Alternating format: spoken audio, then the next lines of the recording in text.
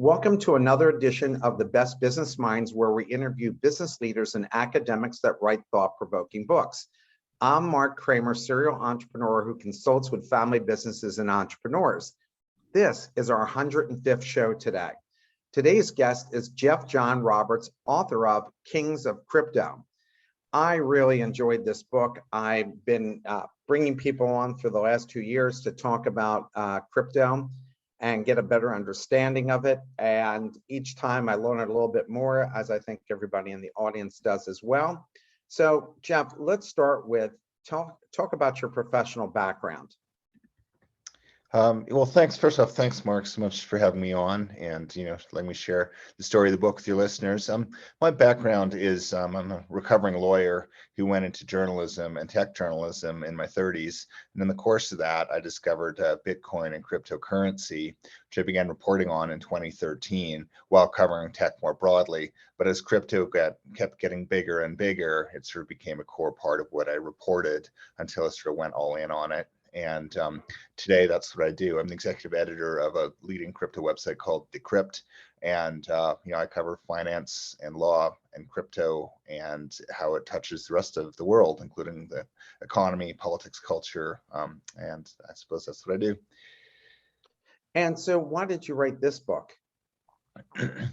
There's other good crypto books out there, but a lot of them are very kind of insidery. They're sort of, because crypto is very tribal, and they're sort of written from the inside. And there's some very good ones, but a lot of no one had written a story yet that told crypto in plain English, and the story of how it works. And what I decided to use Coinbase, which is the biggest crypto company, as a vehicle to tell that story. In the same way, there's other good books like if you care about the sneaker industry, there's a book called Shoe Dog by Phil Knight, the founder of Nike. And, in reading about the story of Nike, you learn about, the shoe industry more broadly. And I want to do the same sort of thing with crypto, picking a kind of, quintessential company in there. And its story tells both its effacing, story of a startup that became a, multi-billion-dollar company, but also tells the story of a new industry. So that's why I chose Coinbase. We're all familiar with reading about cryptocurrency, but what exactly is it and why is it needed? And do you think it's a permanent fixture in the financial world? Yeah, I mean, core theory of my book is that, other, digital disruption, Silicon Valley has disrupted a lot of other industries, publishing and music and entertainment. And finally, it came for finance. The same sort of like tech approach, Silicon Valley approach has come to Wall Street. And, I think the proof is in the pudding, in that a lot of people are leaving their Wall Street jobs and conventional banking jobs to move into crypto. And, since I started covering it in 2013, people said this is a fad, it's a scam, it's going to go away. But after a certain point, I think you have to say, hey, this is big enough that it's a permanent part of our, economic and business landscape. And I try not to, shill for crypto, say, hey, you should get into it, or I don't call it a scam either. There's good and bad, like there is with any other industry. But I think we're safely past the point of, saying, oh, will it still be here? I think it is here, and it will be here for a long time. Yeah, I remember Jamie Dimon, and you talk about this in your book, didn't give it a lot of weight, but now his people are. There are over 18,000 cryptocurrencies, according to Investopedia. How easy is it to create one, and are they regulated? And how many survivors do you think there will be? Yeah, I mean, once upon a time there was Bitcoin and a few others, and now there's thousands of them, and most of them are garbage. And most of them, because I think the most important thing to understand about what is crypto, it's software. It's a piece of software that lets you create digital tokens and distribute them. You or I could, do it as a lark, create like cat coin or dog coin or whatever your interest is. And there you can have it. If there's people dumb enough to buy it, well, guess what? You now have a cryptocurrency empire.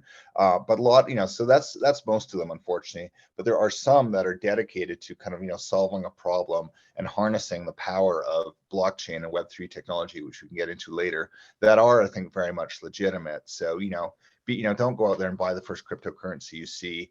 But if you do your homework, you realize some of these are very legit products. And but the reality is, yeah, most of them are just kind of spun up as a get rich quick hustle. And there's 18,000 of these things right now. How many survivors? Will this be like other industries where you start with a bunch of them and there's 3 to 5 major players, or in some cases just one player like Facebook is in the social media space? That's a good question. Yeah, we might remember the early internet era where there was, multiple search engines, or I think a dozen search engines. In the end, we just got Google and one or two others.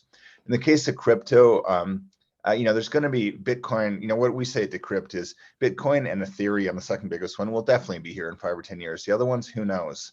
I think long term, there's going to be room for maybe 10 or 15 or 20 of them. The other ones will kind of linger on like zombies, and people try to trade their coins.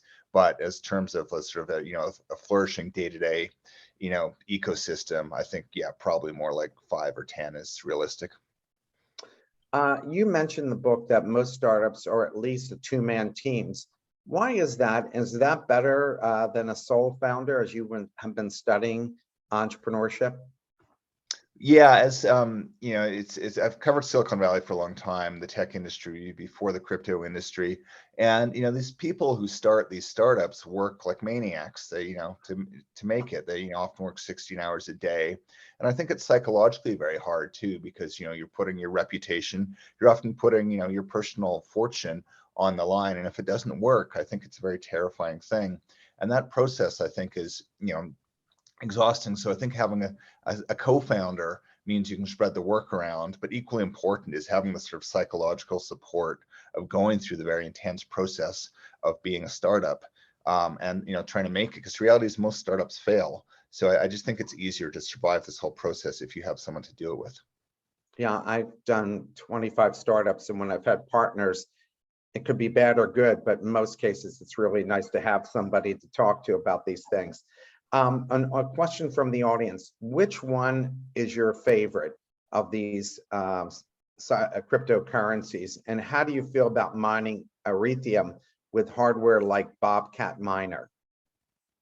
There's a couple of questions here. I mean, in terms of my favorite, I'm a journalist first and foremost, so I, try not to have a favorite, and I own a very small amount of crypto, only so I can use it and figure out how it works. So what I say is not remotely investment advice.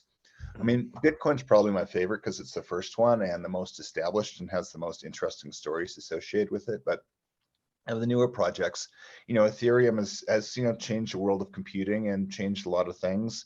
I like Ethereum, and there's some newer projects too, like Solana or Avalanche, that are still sort of emerging and are coming to their own. There's a neat currency called Tezos that's quite original, and then you have like the meme coins like Dogecoin and Shiba Inu coin, which are spun up as jokes and then take on life of their own. So I think those are, I don't want to say I have a favorite, but those are all interesting ones. And as for mining, that's, I think you hear about cryptocurrency mining. And once upon a time, you could mine Bitcoin on your home laptop. Now you need specialized computer equipment. Ethereum you can mine, but you need special graphic cards. It's become sort of big business. And so it's not really viable for a lot of people to mine Ethereum or Bitcoin unless you really want to invest a lot of capital into the process. What does that mean, mining? Like when I think of mining, I think of drilling into a mountain and pulling out something like coal or gold or silver, whatever. But explain to us what mining actually means here. Yeah, well, in this case, what you're mining for are coins, and you're sort of drilling into software. I don't know, it's kind of a crude analogy, but to step back for a sec, I think most of your listeners are familiar with blockchains, which are these permanent records. All Bitcoin is a computer program. Same with Ethereum, same with the other ones. But they have this thing where multiple computers are kind of connected together, maintaining a network and agreeing. This is, an irrefutable list of transactions. It's permanent, it's sketched, everyone can see it. So why do people go to the trouble of maintaining these records in the first place? You have to devote your computer power to it. You have to run a program. They're not doing it out of the good of their heart. They're doing it because if you are maintaining these blockchains, in the case of Bitcoin, every 10 minutes, a new block of transactions goes on there. But the person who adds that block is the miner, and the miner, does that because they've won a sort of a contest to solve a math problem first, And in solving that math problem, they're rewarded with currently 6 Bitcoin. It used to be 500. But so as you're sort of being paid to maintain the network, and your pay is, is an allotment of coins by adding a new block. Of course, those coins are worth money. You can go sell elsewhere. So that's mining, and these networks are set up that anyone can do it. You want to go be an Ethereum or Bitcoin miner tomorrow? Do it. You can download the Bitcoin software and run your computer to try join this race to add a new block by solving a math problem first. The problem is you're probably not going to have the computer program power to do it. So your chances of being the one to find the block are really, really slim unless you kind of join a pool and pool your resources. That's how it typically works now with Bitcoin and Ethereum. There's these massive pools that are kind of a conglomerate together, and you sort of share the spoils if someone in your pool finds a block.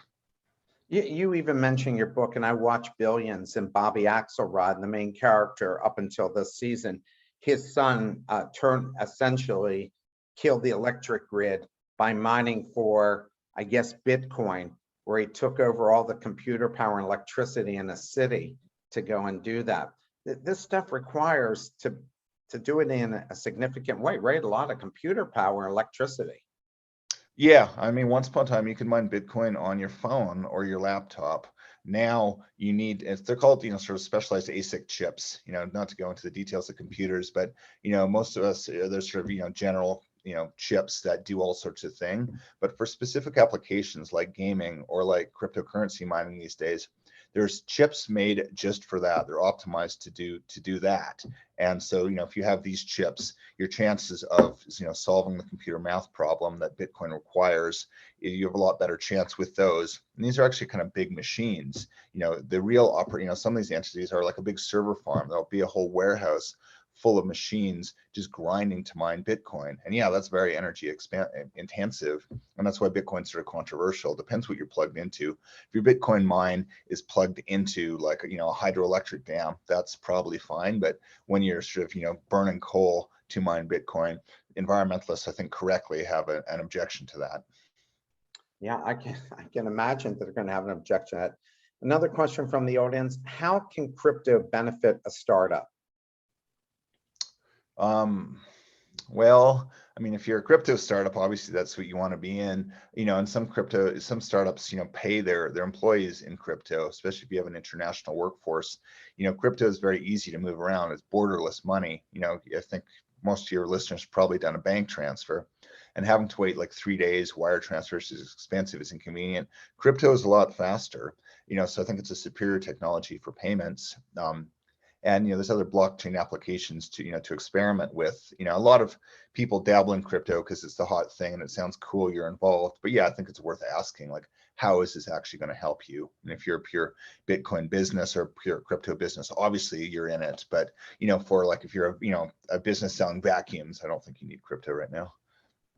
I don't get this, and I just can't even believe it. But they say these keys are unhackable. Is really anything unhackable? Because you're talking about, genius people trying to figure out how they can, the kind of robbers they have today are super, super smart Einstein types. Is really anything unhackable? Well, I mean, the same algorithm that secures Bitcoin is used by banks and airlines to kind of protect passwords. And it's a matter of, trying to guess something that's like a 1 in a trillion guess. So, that's, I think, makes, hacking someone's, wallet and guessing their private key almost impossible. The game changer, people say, is going to be quantum computing. When that comes online, that basically introduces a level of like computing firepower never seen before. And that means a quantum computer deployed all its power to guessing or hacking a Bitcoin wallet. That probably would work. But this is above my pay grade. But I think quantum computing is still a few years in the future. When that comes online for real, we'll probably know, because someone's going to probably start, hacking and mining other people's Bitcoin. But but for now, I think Bitcoin has never been hacked. The companies that serve it have been, but the Bitcoin algorithm has never been compromised. Interesting. I thought this was an interesting statistic that 80% of Y Combinator companies end up going out of business. First, could you explain to our listeners from around the world what is Y Combinator? And for all the vetting, mentorship, support, and door opening context, you have an incredibly high failure rate there. Why is that? So if you could start off by explaining what is Y Combinator, and then the second question. Yeah, if you've heard of like famous startups or one-time startups like Uber or DoorDash, a lot of them went through this. It's basically like a boot camp for entrepreneurs, lasts about 8 weeks, and it's in Mountain View, California, right in the heart of Silicon Valley. And they're very selective. They admit, I think, twice a year, maybe 20 or 50 startups to go in there and go through their program. And it's sort of like an elite vocational school for tech entrepreneurs. In return, what you get is you get a little bit of money, you get mentorship, guidance, but what you have to give up is usually 8% of your equity that you hand over, a stake in your company, to get to go through this process and sort of be kind of battle tested through Y Combinator, and then you graduate. But the reality is, it's just startups are hard. Most of them fail. And these are supposed to be the best of the best, but the reality is just business is hard, and that's there's entrepreneurs out there who have a lot of respect for, who they try it and they fail, and I would find that a devastating experience, but they're very good at picking themselves off and doing it again. So a lot of successful entrepreneurs in tech in Silicon Valley, they usually the first 2 or 3 startups usually failed until they hit on the right one. Oh, I know a lot about failure. I've had a lot of those. If my bank does not take, it's a question from the audience. If my bank does not take cryptocurrency, how do I deposit withdraw, and pay using cryptocurrency? Does the value change by the hour, by the day, etc.? Yeah, that's a risk. If you want to get yourself some cryptocurrency, first, this is probably obvious to a lot of you, but you hear a Bitcoin costs like $50,000, whatever it is today. That's true, but you don't have to buy a whole Bitcoin. You can buy 1/16 of a Bitcoin. You could go out there and spend $20, and now you have some Bitcoin.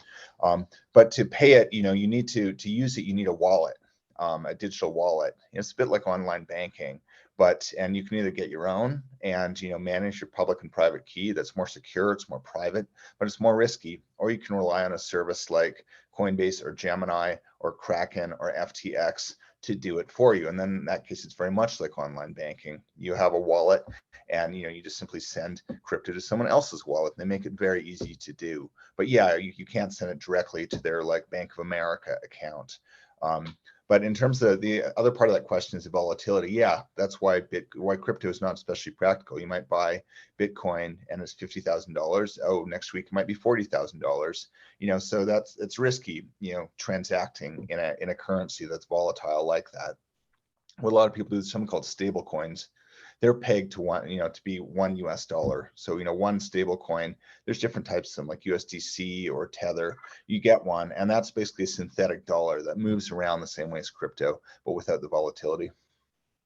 Another question from the audience. Can you give an example of a startup with a product that issues their own crypto coin as part of their funding?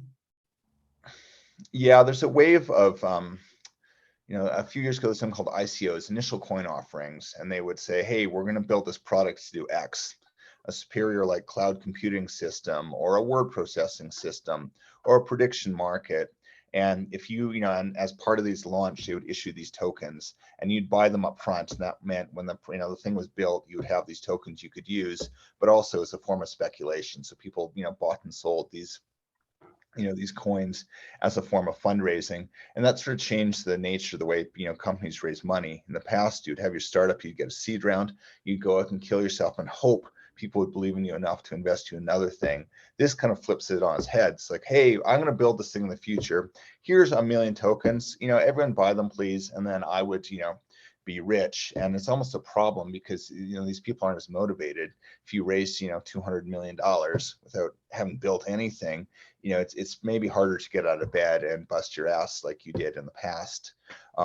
But in terms of as a form of fundraising, tokens and issuing crypto can be very effective. However, it's legally dangerous, because the SEC will say, hey, you're selling unlicensed securities, so be careful out there. So there's ways to do it. You can target the international market or only wealthy investors, but you can use tokens, which are increasingly becoming useful as the sort of the wallets and the infrastructure to support crypto develops, be it video games, be it music and NFTs. There's this kind of new frontier of an economy that revolves around crypto. So if you're starting a new company, you might consider issuing a token, but you still need a good business idea. You still need to work. You need to do the rest of it.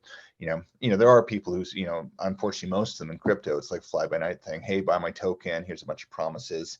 Maybe you'll get rich one day, but that's not, I think, how how I think of doing business. But for some people it is. Another question from the audience. Some governments have launched a pilot crypto programs. Will this have an effect on other players in the market? Great minds think alike. I had that as one of my questions. Yeah, I mean, every government, is experimenting with crypto just because the current financial system is sort of a legacy system, the kind of computer arrangements by which we move money back and forth in and out of the Federal Reserve is kind of, it's from the analog era. So because of this, governments are looking at building sort of central bank currencies, replacing, the dollar with, a crypto dollar. That's probably not going to happen in the US. It's definitely not going to happen in the US for two reasons. It's because there's privacy implications. Like China has its digital yuan. And as we know, China is all about a surveillance state and tracking everything that their citizens do. And if the government is running the money, and they knew every dollar you spent and could track it, I think Americans, they simply would not find that appealing. And likewise, the banks in America are very powerful. JP Morgan does not want, this new digital money displacing him, because if you had a crypto dollar, why do you need to put your money in his bank?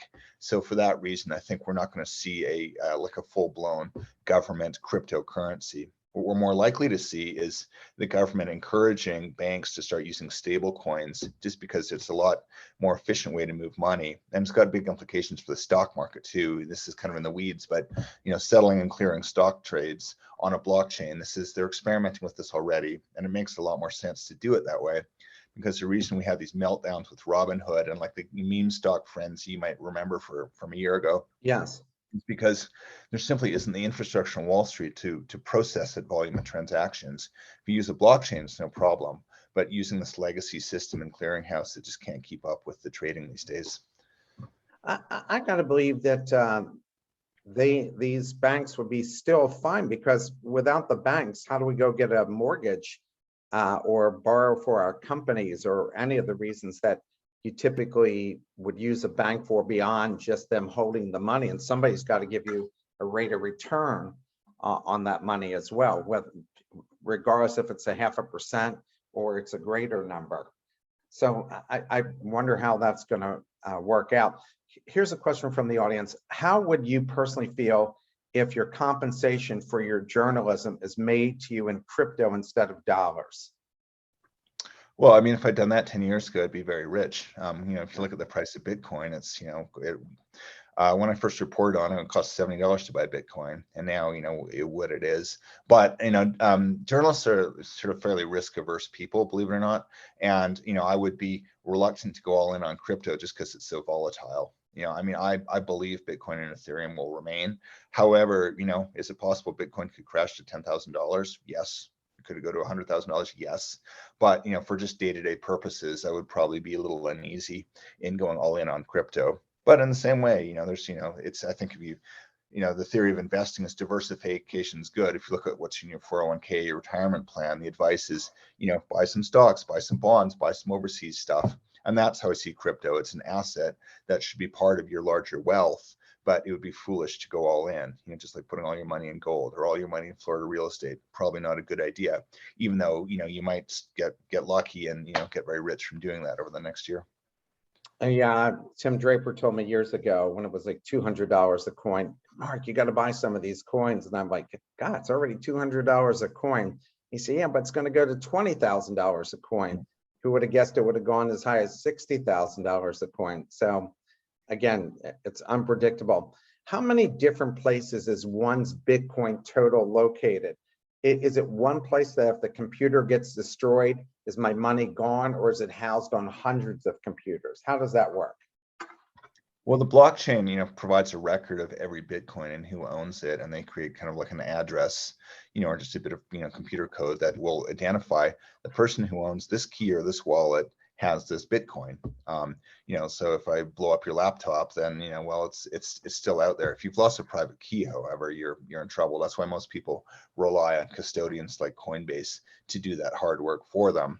But you hear these stories. There's this one guy in England who comes into the news like every year. He had his Bitcoin on a hard drive, and then like it went to a landfill, and he wants to, Yeah. this guy just likes being in the news. The story just kind of keeps coming back.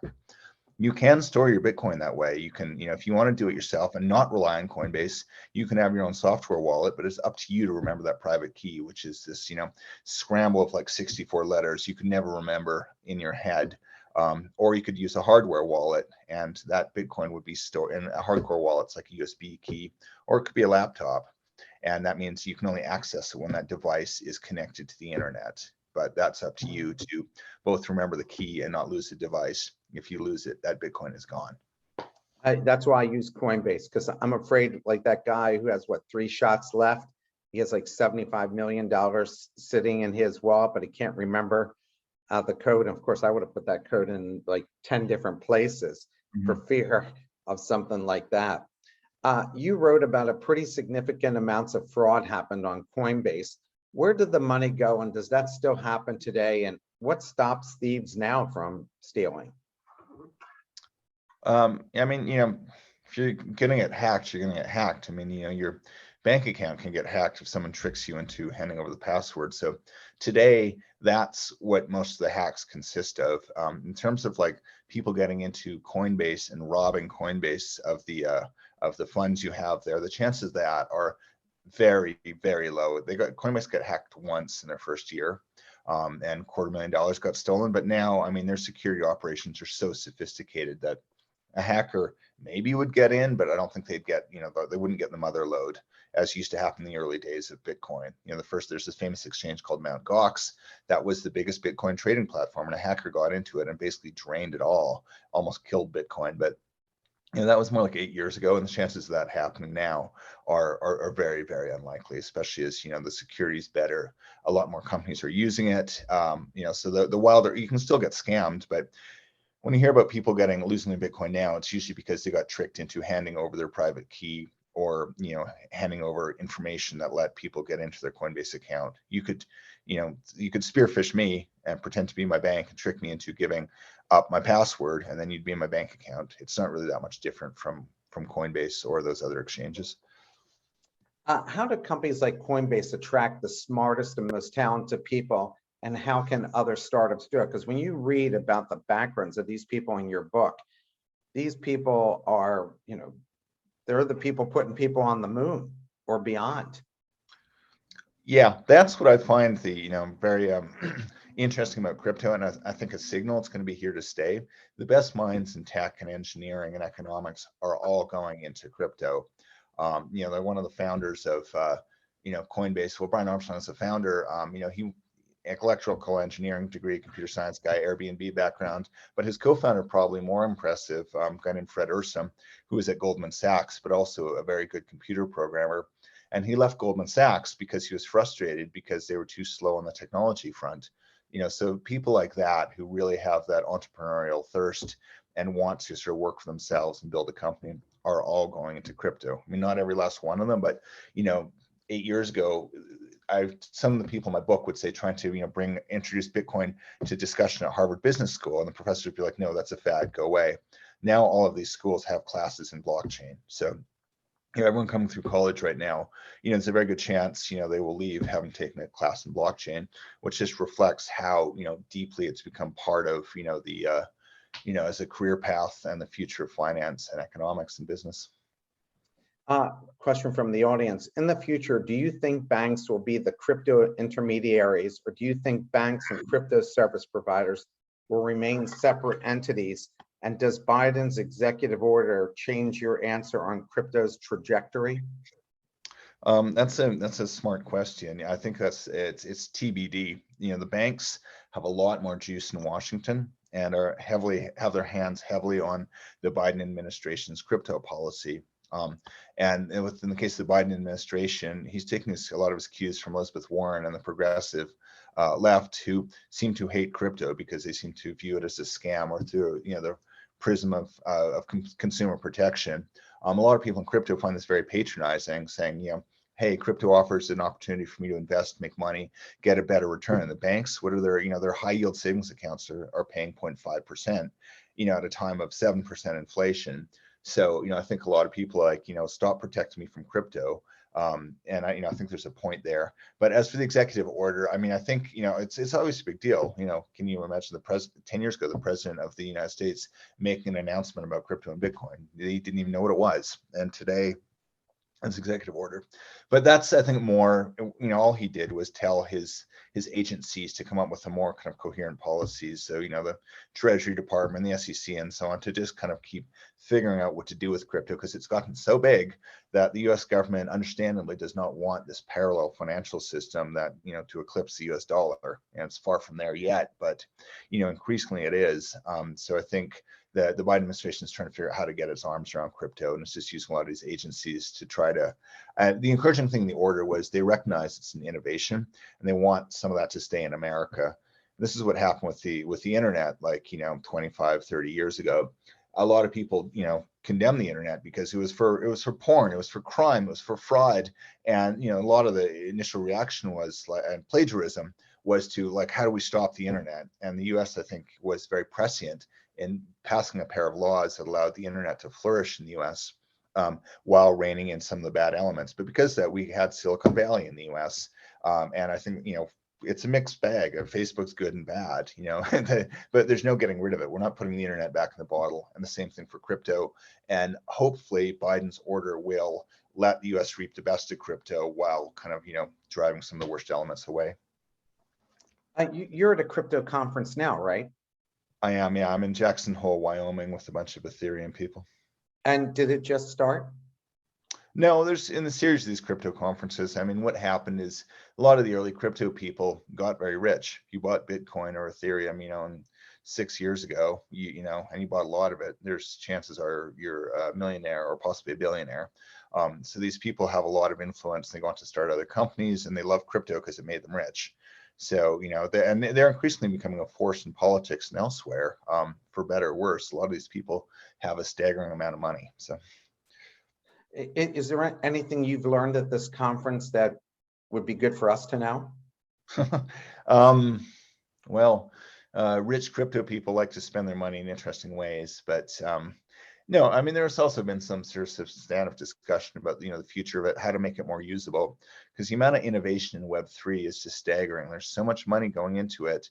Web3 being this idea of the metaverse and doing everything on a blockchain and through NFTs. But for your average person, you go try it. You're like, this is a terrible user experience. There's a video game called Axie Infinity. You go to play it, and it's actually no fun. And it seems like it's primarily designed to get you to put more money into it. But we're at this phase now, and that's like the early internet was like this too. The early internet was not very easy to use until there was like a web browser.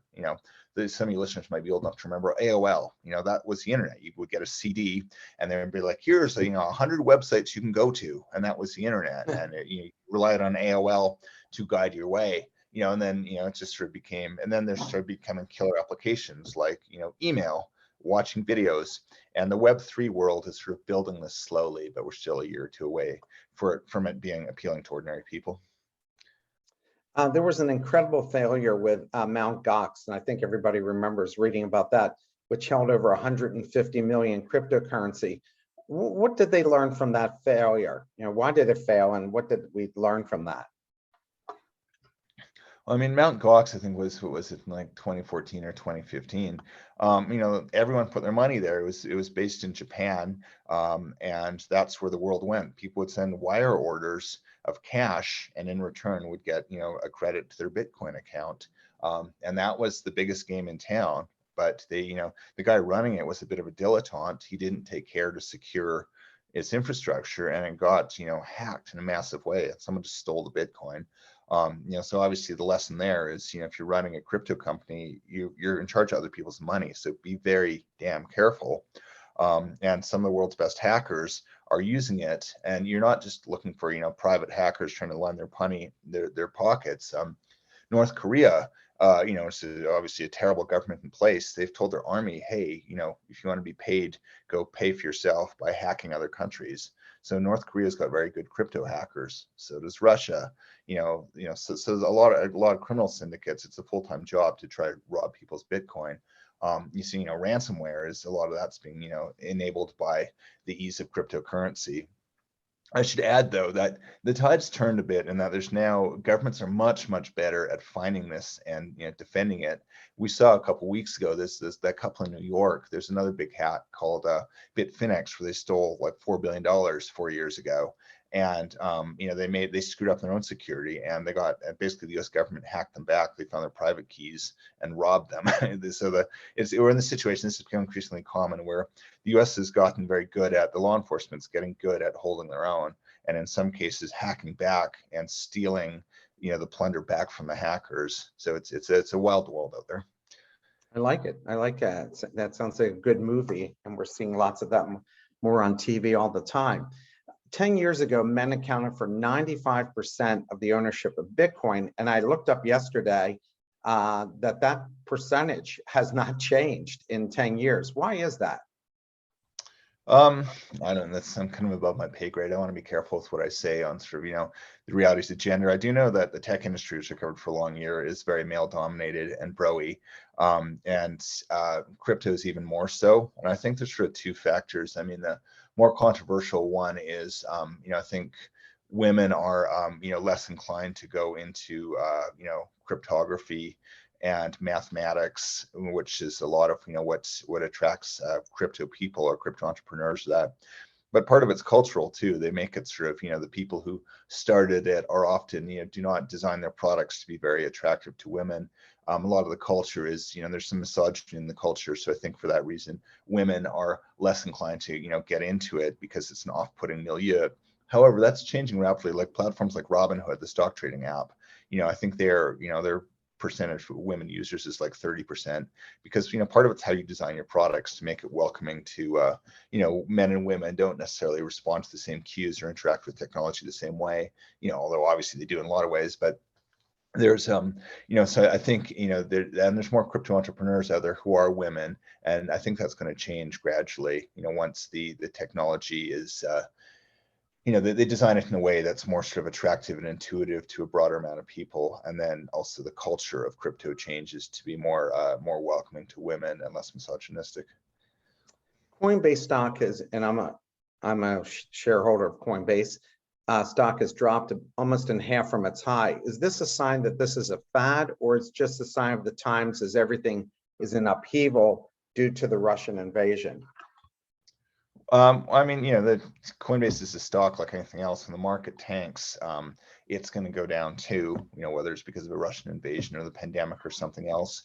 In the case of its IPO, I think that was partly a function of is happening increasingly in Silicon Valley is insiders have so many shares and the company goes public and then they just dump them on the market. I mean, we've seen that with Robinhood, we've seen that with Uber, any kind of buzzy startup from the past 5 years is, the average shareholder goes out to buy it is might not realize insiders have so many and they just keep dumping them on the market, and that deflates the price.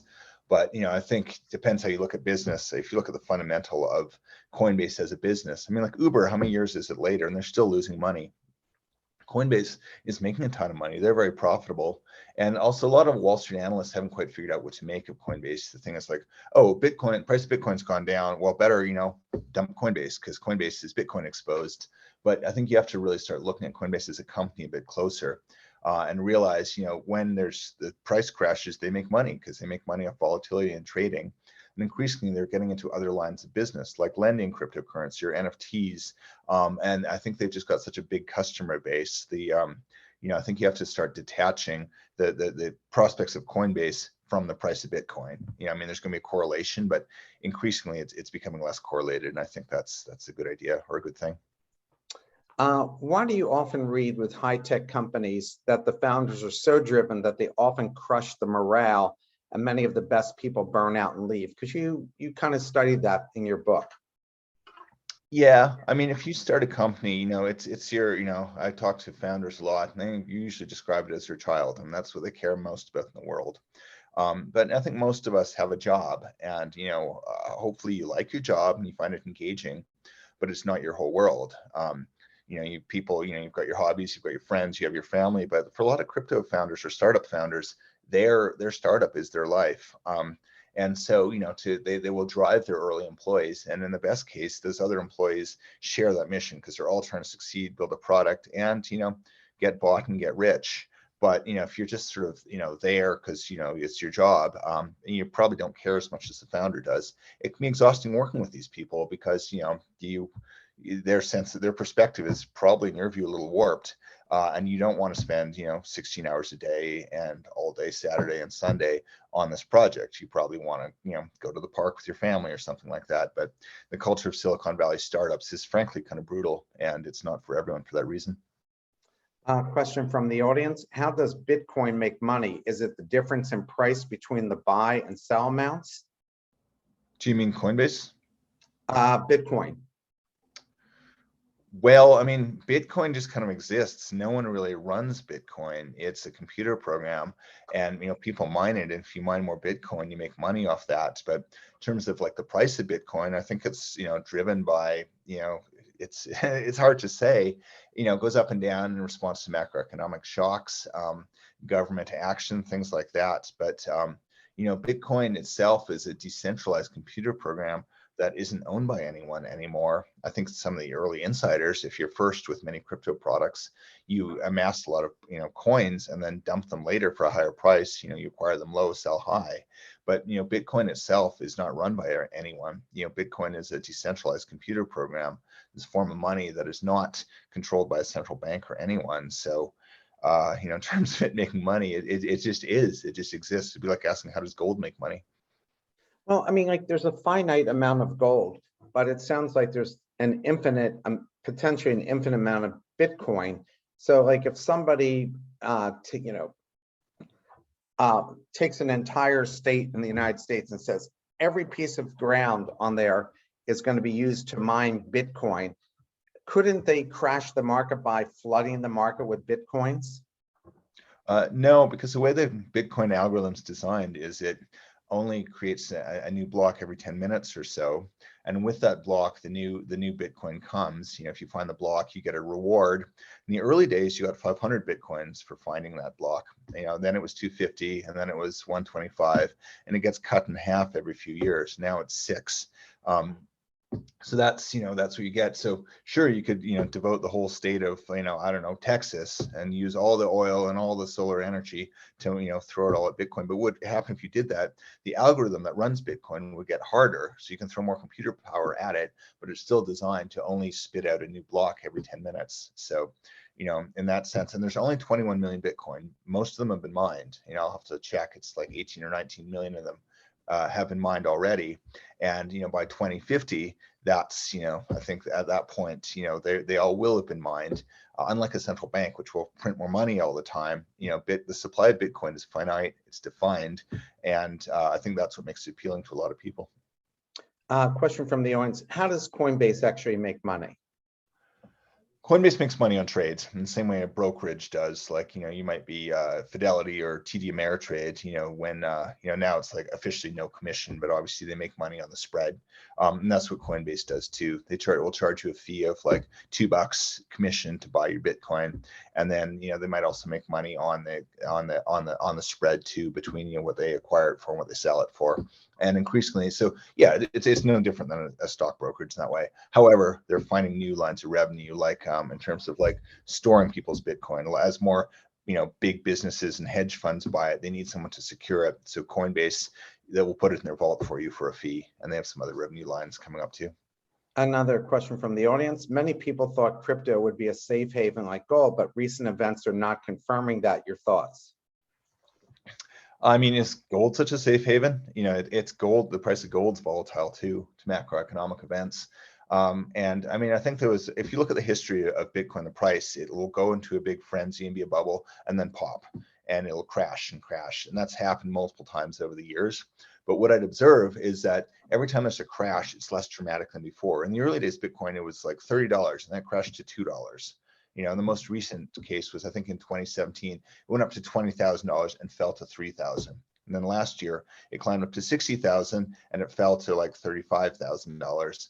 So my point being is, these sort of shocks are part of the cycle of Bitcoin, but every time it crashes, it used to crash 95%. Now it might crash 40%. And this amount of time it takes to claw back to where it was is quicker every time. So, that's what I'd say.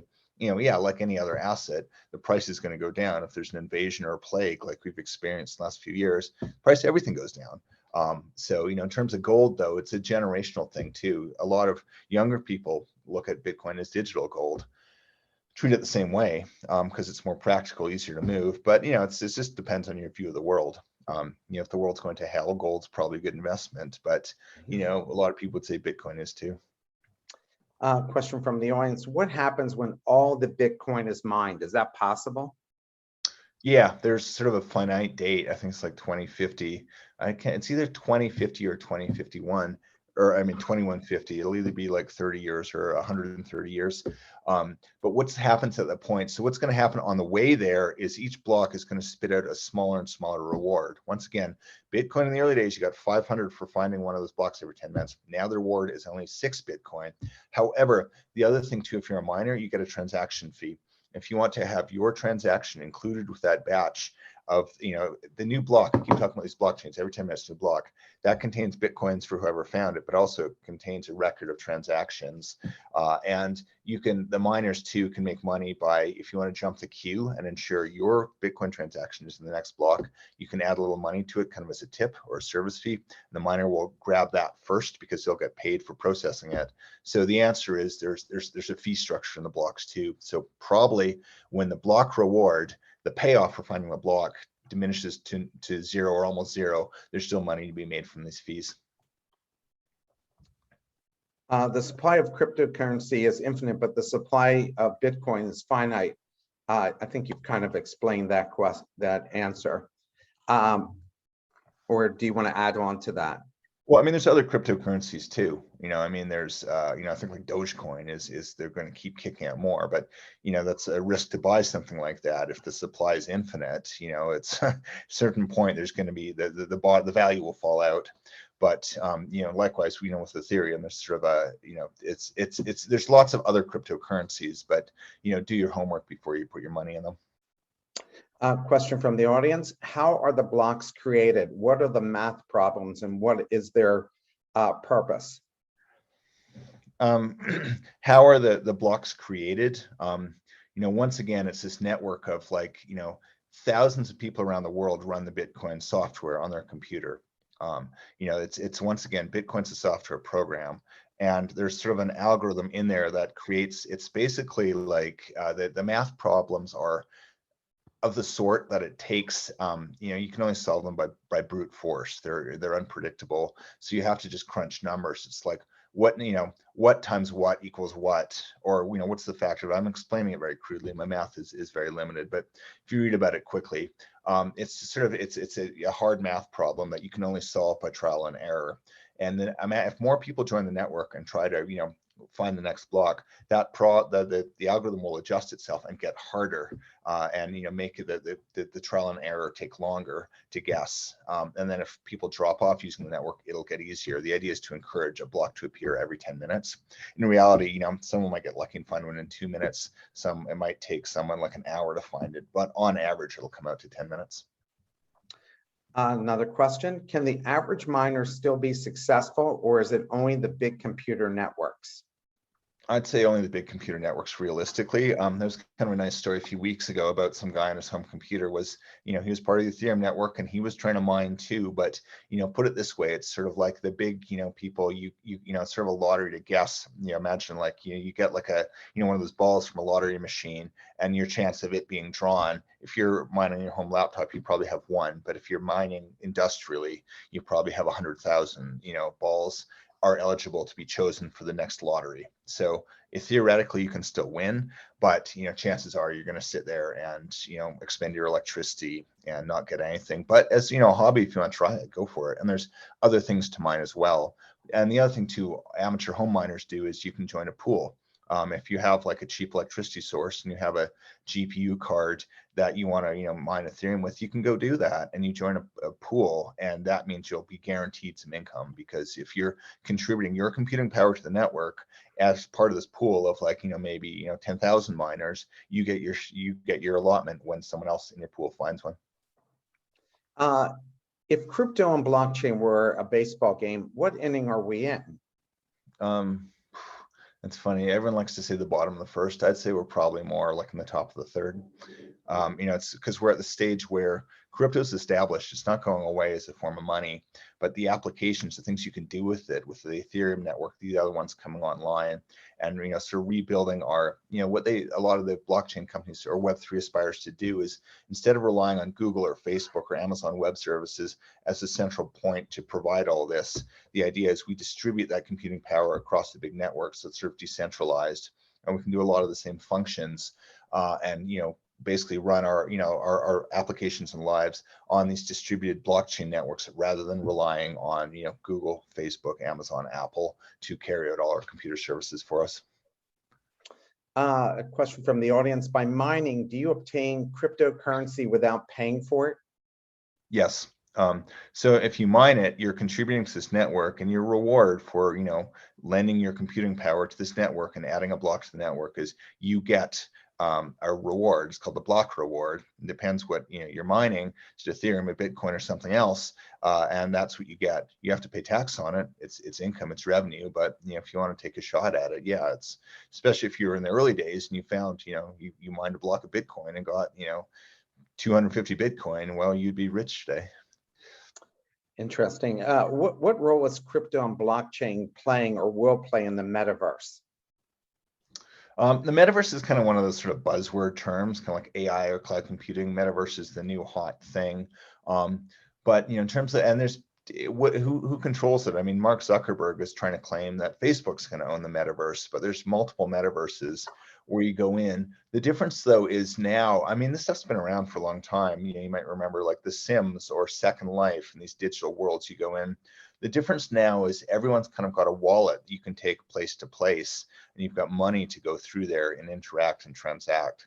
So that's sort of the role of, the difference with Web3 from Web2 is you now have kind of a wallet you can go anywhere you like with. That's not like a Visa thing where you buy credit, or, World of Warcraft gold or Reddit gold. There's been these sort of synthetic money things, but with crypto, it's, it's this immutable record of, who owns what. And the interesting thing about the metaverse is you might be able to go buy like a cool pair of sunglasses or a suit of armor in one world and go into another. And with the thing called NFTs, that attributes you're the owner of it. There's sort of a irrefutable ownership record of who owns what.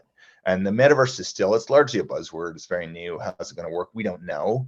But it's a lot of big companies are throwing a lot. Facebook bet the farm on it. So I think that shows that this is where the world is going in terms of the user experience. It's probably going to take a couple of years. People like to joke, the metaverse, no one has legs. I'm going to wait till they have legs. And then, do you want to sit there in this metaverse, in this digital world, or do you want to go outside, with your loved ones and sit in a sunny park? That's the reality too. So last thing I'll say on this is, with new technologies, there's that sort of axiom that people overestimate the short-term impact, but underestimate the long-term. And that's what happened with the internet. Remember the dot-com boom? Yeah, Probably. yeah. This dot-com bust, and people, that was a fraud. I told you so. Haha. This was all stupid. And then gradually, the internet became part of our life. Yeah, I never had a doubt about that, and do wish I would have bought a bunch of Amazon stock at $6 a share back in the crash in '99. A question from the audience: if you mine a Bitcoin, who pays you? Is there somebody that actually runs this thing? No, Bitcoin's decentralized. It's a computer program. No one's in charge of it. Anyone can join it. And that was sort of the genius of Satoshi, the anonymous person who started it, was to have this record of transactions in a form of money that no one was really in charge of. The network is. So, given there's like thousands of computers on that network maintaining it, I'll pay you, Mark. That will be inscribed on the blockchain, and we'll be able to see it and prove it. And that will be in that next block. So in terms of like, the miners keep each other honest too. If I go and say, hey, this, I actually, Mark paid me, 200 Bitcoin, the network will refuse it if it's not a valid transaction. So, it's the sort of thing that's not best summarized in a podcast. But if you go and read a little bit about how the Bitcoin consensus mechanism works and the incentives built into it, it's worked staggeringly well. Bitcoin's now over 10 years old. It's never been hacked, and it continues to work. If I don't understand the concept that Brian Armstrong of Coinbase talks about economic freedom. What is the economic freedom associated with cryptocurrencies? What's he saying there? I mean, a lot of people in Bitcoin are libertarians and sort of, have a very particular political and worldview. But, Brian Armstrong took up this attitude, like a lot of actually some very influential crypto people come out of South America, where they've seen governments like Venezuela and Argentina utterly ruin the currency. So, what they'll say, the crypto people, is like, you can be your own bank. You can't. And also just with like sanctions and government seizing the money and stuff like that, if you want to kind of have your autonomous money that no one can get, I mean, I think a lot of the idealism is sort of silly. You still need the government, you still need banks. But, and I think, pure like crypto, society might be anarchy. So I don't know if I'd want that either. And, like a lot of people who get rich, they start, thinking not that they just go rich, but that they're changing the world and that they're great and they're making the world a better place. Decide for yourself. I make the case in the book both ways. I mean, crypto is a world changing technology, but, does it bring freedom and democracy? That's debatable. How concerned do we have to be with the fluctuations in the value of cryptocurrency? Because of those fluctuations, won't it be hard to be a mainstream currency? Yes, but don't put all your money into one thing. I mean, I'd rather be owning Bitcoin right now than the Russian ruble, and other currencies like that. So, it's a volatile asset, but it's becoming less volatile over time. To be clear, I'm not telling you listeners to buy Bitcoin, and what I say to people is look at it in an investment portfolio. You have some stocks and some bonds and real estate and some of this and some of that and some gold. Allocating a bit of your money to crypto is probably a good idea. All the big university endowments are doing it. Harvard and Princeton own Bitcoin. I think governments are looking at, at owning some too, but as one of many assets. And yes, it's volatile. Go buy some today, it could go down tomorrow. But like other assets, you should probably want to be prepared to hold it for the long term. Okay. We have a question here. I was recently in Florida and I saw crypto ATMs in every gas station. Are you comfortable with them, and why are there none in PA? Well, you don't live in Pennsylvania, but maybe you can still know why we don't have them here in Pennsylvania. Yeah, Bitcoin machines pop up here and there. I used to live in Brooklyn. There was one there.